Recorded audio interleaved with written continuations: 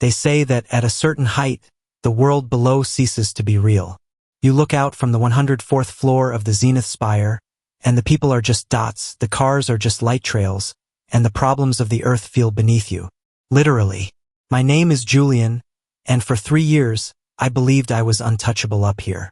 I was a senior analyst for a firm that didn't sleep, housed in a building that was supposed to be the pinnacle of human engineering. It was a glass and steel needle stitching the clouds to the pavement. It was 11:14 p.m. on a Tuesday. The office was mostly empty, save for the hum of the HVAC system and the soft glow of dual monitors. Beside me, Sarah, a junior designer who lived on caffeine and nervous energy, was finalizing a deck. Across the hall, in the executive suite, Marcus was probably pouring a glass of scotch, celebrating another merger. We were the masters of the sky. Then the world blinked. It wasn't a flicker. It was a sudden, violent erasure. 1 second, the office was a neon blue sanctuary. The next, it was a tomb. The silence that followed was heavier than the darkness. You don't realize how loud a building is until its heart stops beating. No hum of air. No whir of servers. No distant chime of elevators. Just the sound of 3 people breathing in the dark. Julian. Sarah's voice was a thin wire, vibrating with an edge of panic. I'm here, I said, my voice sounding foreign in the stillness. I reached for my phone. The screen illuminated my face with a harsh, cold light. No signal. Not just no bars, but a complete lack of carrier detection. I walked to the floor-to-ceiling windows. Usually, the city is a carpet of gold. Tonight, it was a void. Every skyscraper, every street lamp, every digital billboard for miles was dead. It looked as if the ocean had risen and swallowed the world. The backup generators, Marcus said, stepping out from his office. He was using a high-end flashlight, the beam cutting through the dust motes like a physical blade. They should have kicked in within 10 seconds. This building has 3 redundancies. The whole city is down, Marcus, I said, pointing toward the window. He joined me, his expensive leather shoes clicking rhythmically on the marble, the only sound in the vacuum. He looked out and went quiet. For a man who lived on control, the sight of a powerless Manhattan was a death sentence. We need to get to the ground, Sarah whispered. Her phone light was shaking. 104 floors. We have to walk. The stairwells have emergency lighting, Marcus stated, regaining his composure. Independent battery packs. We'll be down in 40 minutes. Come on. We reached the heavy steel door of the north stairwell. Marcus pulled it open. We expected the dim, reassuring glow of the emergency LEDs. Instead, we stared into a vertical tunnel of absolute, light-consuming black. The batteries were dead. All of them. That's impossible, Marcus muttered. These are checked monthly. Everything is impossible tonight, I replied. But staying here isn't an option. The temperature is already dropping. It was true. The blackout felt different. It wasn't just a loss of electricity. It was as if the heat was being sucked out of the air by something greedy. We began the descent. Marcus led with his flashlight. Sarah followed, clutching the back of my coat. I brought up the rear, using my phone's meager flash to keep the stairs from vanishing. The stairwell was a concrete echo chamber. Thud, thud, thud. Our footsteps felt heavy, disproportionate to our weight. By the 90th floor, the silence began to play tricks.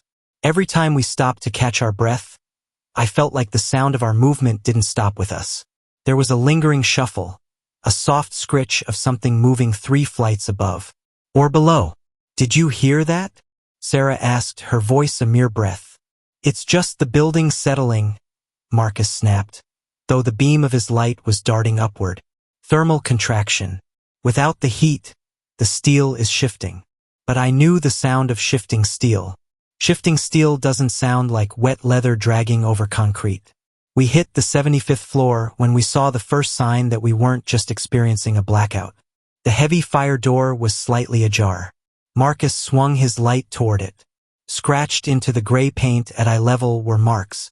Deep, jagged grooves that had peeled the metal back like paper. They weren't letters. They looked like a countdown. 3. Someone's been vandalizing the stairwell, Marcus said, his voice betraying a hint of a tremor. With what? A chainsaw? I stepped closer.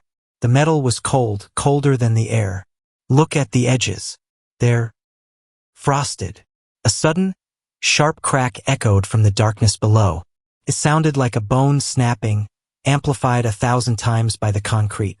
Then, a low, rhythmic thrumming began. It wasn't mechanical. It felt like a vibration in my teeth, a frequency of pure, unadulterated dread. Run, I whispered. Julian, wait, Sarah started. Run. We bolted. The descent became a blur of burning lungs and slamming knees. The flashlight beams danced wildly, catching glimpses of more marks on the doors as we flew past. 60th floor, 2. 50th floor, I. We reached the 42nd floor, the sky lobby, and Marcus slammed into the door, bursting through into the wide open space. We needed to see, to breathe something other than the stagnant air of the stairs. The sky lobby was a cavern of shadows. The moonlight filtered through the windows, casting long, skeletal shadows of the indoor palms. Marcus panted, leaning against the reception desk. We need to find a phone, a landline, Marcus wheezed. Marcus, the power is out, Sarah cried, her face streaked with tears. Landlines are digital now. Everything is dead. I walked toward the center of the lobby. My heart was a drum in my ears. I looked toward the elevators, the massive chrome banks that usually whisk thousands of people to their destinies. The doors of elevator 4 were pried open. Not by emergency services. The metal was shredded, curled outward like the petals of a grotesque flower. I shone my phone light into the shaft. There was no car, just a cable dangling into the abyss. And on that cable something was clinging. It was pale, the color of a drowned moon. It had too many joints, limbs that bent in ways that defied anatomy. It wasn't looking at me, but I could feel its awareness. It was feeding on the silence. Don't look, I whispered, backing away. Marcus, Sarah, get back to the stairs. Now.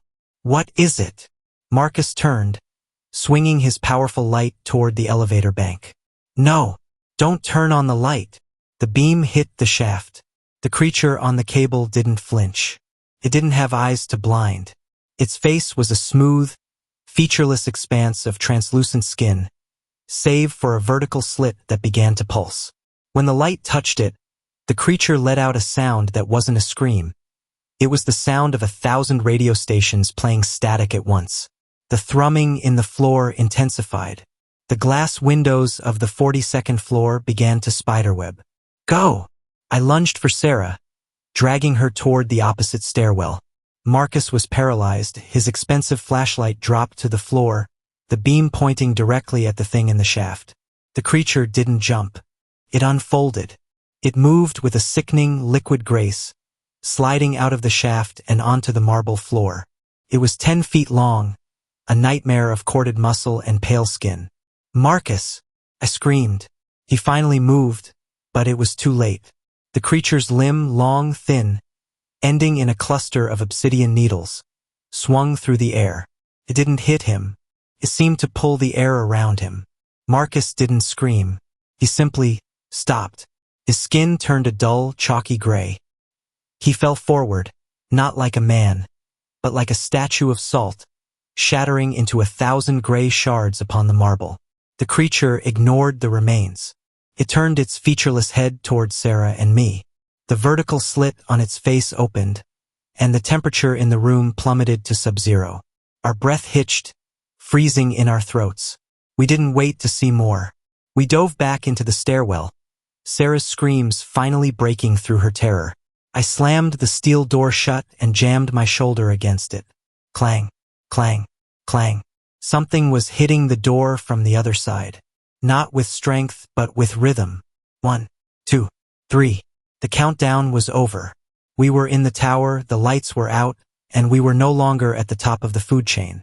The door of the 42nd floor stairwell hummed with the rhythmic thudding of that thing. Each strike was a vibration that traveled through my marrow. Sarah was huddled in the corner of the landing, Her hands clamped over her mouth to stifle her sobs. I stood there, my boots braced against the concrete, waiting for the steel to buckle. Then the thudding stopped. In the silence, a new sound emerged. It was the sound of metal being unzipped. I looked up. Above us, the heavy ventilation grate in the ceiling was being peeled back. Not by a tool, but by those obsidian needles we'd seen in the lobby. "Sarah, move!" I lunged, grabbing her arm and dragging her down the next flight of stairs. We didn't run this time, we tumbled. The darkness was absolute now. My phone battery dipping into the red. The flash beginning to strobe as the processor struggled to stay alive. We were falling through a concrete throat. Floor after floor of identical gray doors and echoing silence. By the 30th floor, my legs felt like they were filled with molten lead. My vision was swimming. I stopped, leaning heavily against the railing. We have to stop," Sarah gasped. She looked gaunt, her skin unnaturally pale in the flickering light of my phone. "Julian Marcus is dead. He turned into salt. That's not possible. That's not biology." "I know," I whispered. I looked at my hands. They were shaking. "The tower, it's changing. Look at the walls." Sarah turned her light toward the concrete. It wasn't flat anymore. The surface was beginning to ripple, like a pond hit by a stone. The concrete felt soft, almost like skin.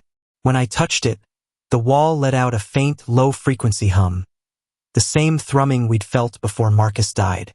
The building is being converted. I realized, the horror of it settling in my gut. The blackout wasn't a power failure. It was an anesthesia. Whatever is in here is rewriting the structure. It's turning the zenith spire into a hive. "We're 30 floors from the street," Sarah said, her voice rising in pitch. "We just have to reach the lobby. The heavy glass doors, the security gate. If the building is changing, the exit might not be an exit anymore," I said. We kept moving, but the air was getting thicker. It smelled of ozone and old, dried flowers. A cloying, sweet rot that made my head spin. On the 25th floor, we encountered the first retainer. It was a man, or it had been. He was fused to the wall of the stairwell, his suit jacket merging with the concrete. His eyes were wide, clear, and staring. He wasn't dead. His chest was moving in slow, rhythmic pulses, but his mouth was gone, replaced by a smooth patch of skin. He was part of the wall now, a living sensor. As we passed, his eyes tracked us. He couldn't scream, but the hum in the walls grew louder as his pupils dilated. "He's signaling it," I hissed. "Run!" We threw ourselves down the stairs, but the geometry was beginning to fail. A flight of stairs that should have led down suddenly angled upward. A landing that should have led to the 20th floor opened into a vast, dark space that felt like the interior of a lung. We were no longer in a skyscraper. We were inside a colossal, vertical organism. We found ourselves in a maintenance corridor on what I hoped was the 15th floor. The walls here were wet, coated in a translucent film.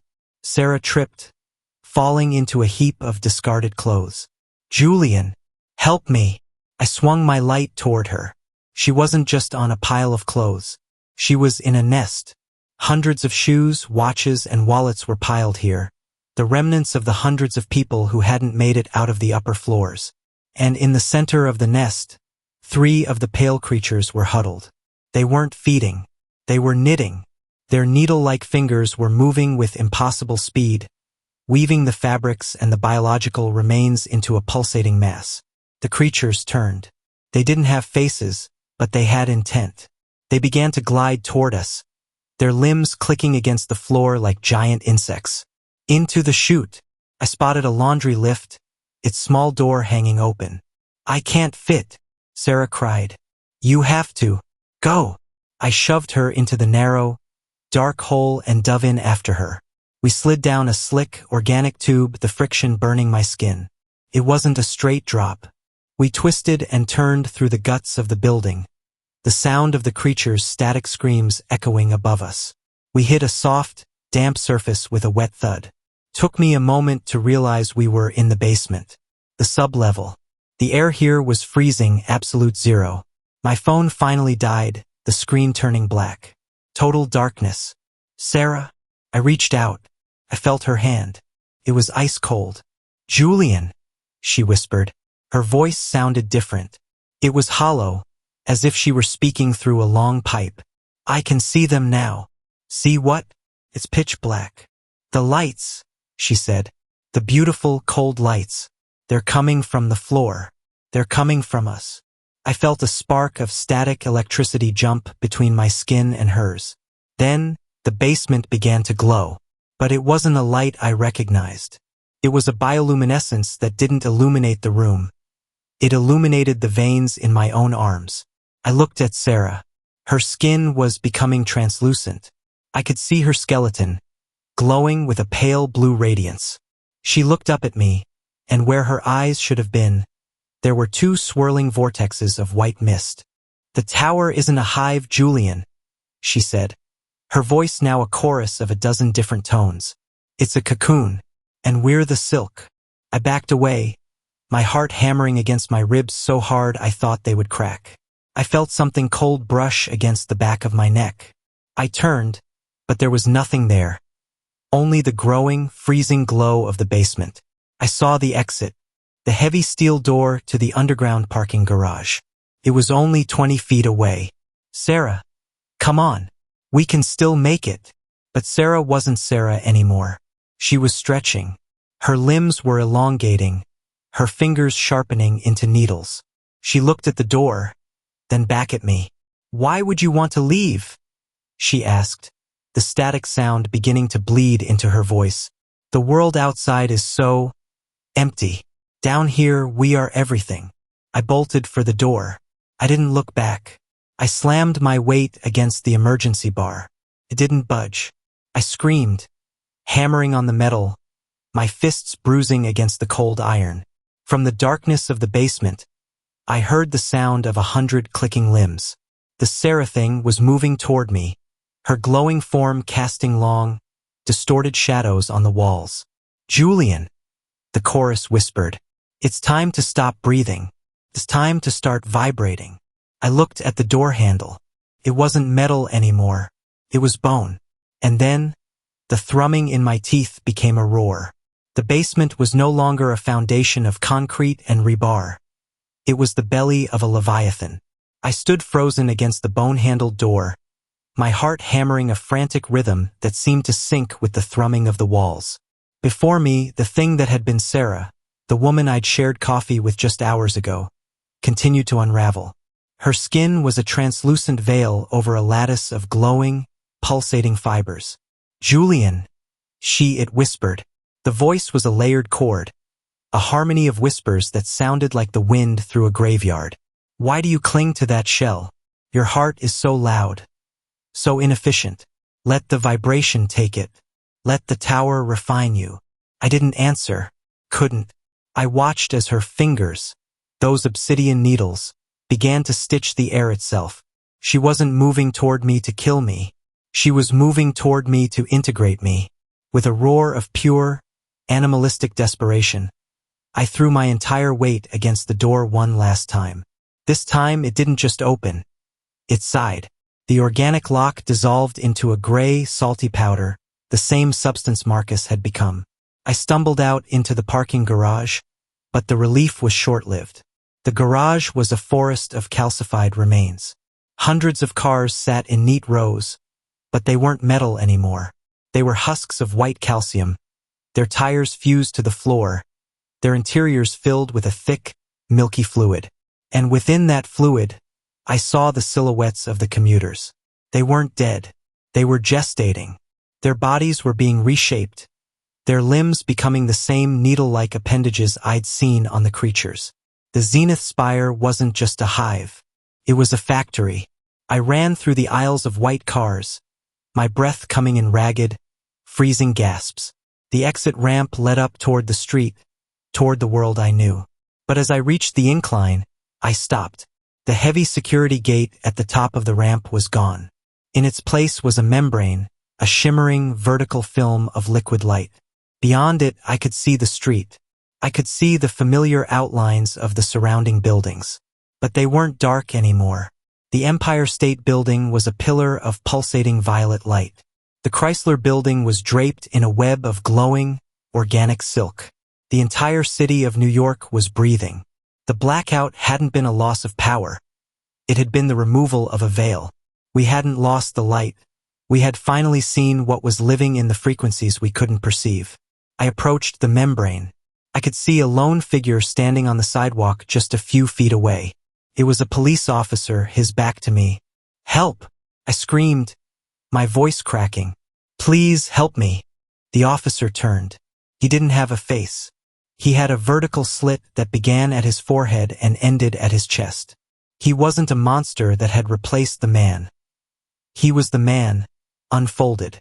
He raised a hand, and for a second, I saw a badge pinned to his chest, melted, fused into his skin. He didn't attack. He pointed toward the sky. I looked up. The clouds were gone. In their place was a ceiling of geometric patterns, a vast, shifting mosaic of cold fire that stretched from horizon to horizon. We weren't on Earth anymore. Or rather, Earth was no longer what we thought it was. The zenith spire began to emit a sound, a low, mournful tolling that shook the very foundations of my reality. It was a signal.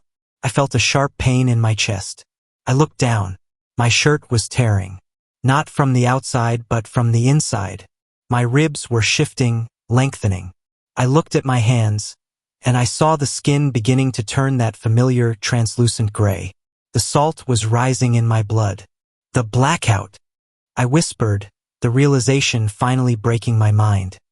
It wasn't something that happened to the city. It was something that happened to us. The twist wasn't that monsters had invaded. The twist was that we were never human to begin with. We were the larval stage of something much older, kept in a state of artificial humanity by the very electricity we thought was our greatest invention. The power grid, the radio waves, the constant hum of the modern world, it wasn't progress. It was a suppression field. A cage of light and noise designed to keep our true forms from waking up. And now the power was out. The cage was open.